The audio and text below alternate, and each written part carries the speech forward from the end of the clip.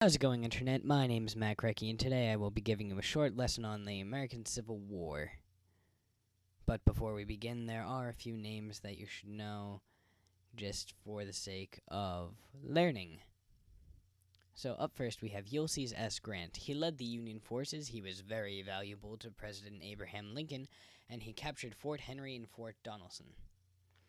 Up next we have Robert E. Lee, Southern military leader, brilliant student at the military academy in West Point, declined Lincoln when asked to lead the Union Army, and ended up leading the Confederate Army.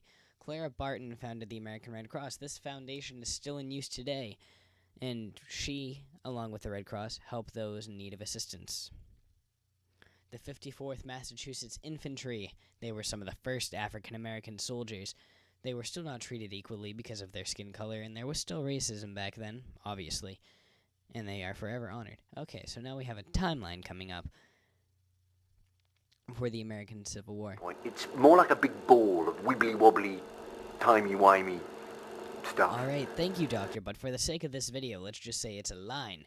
So, from 1860 to 1865 was the time of the American Civil War. That can be represented by this red line that I am creating right here.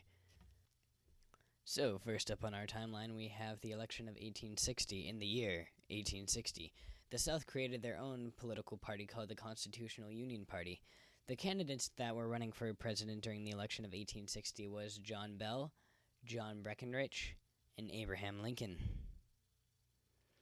Abraham Lincoln won the election, not by popular vote, but by electoral vote. Some of the southern states saw Abraham Lincoln as being an abolitionist, so in 1861, they decided that they would leave the United States and become the Confederate States of America. Staying with the year 1861, we are moving to Fort Sumter. This was a very strategically important spot for both sides, and both sides were willing to fight for it. The fort was under the control of Major Robert Anderson. If the fort was lost from the north, it would reflect badly on the president. Lincoln had to make a tough decision because if he used force against the Confederacy, 8 states would leave the Union. The fort was lost to the Confederacy on April 13, 1861. July 2nd, 1861 was the first Battle of Bull Run. Both sides fought incredibly hard, but the Confederacy was able to get the Union to retreat. This was the first major battle of the war. The Confederacy gained confidence, and the Union saw that they were actually going to have a challenge when fighting the Confederacy. Moving on to 1862, we have the Emancipation Proclamation. This states that were rebelling against the U.S. could no longer have slaves in them. This would only be put into effect after a major victory, so the United States would not look desperate after a loss trying to put this into effect. The victory that the Union was waiting for came around in September 1862. We are now moving on to 1863, the Battle of Gettysburg. This started on July 1st and ended on July 3rd. The Union won this battle, and it showed them that they could beat the Confederacy. Many Americans lost their lives during this battle.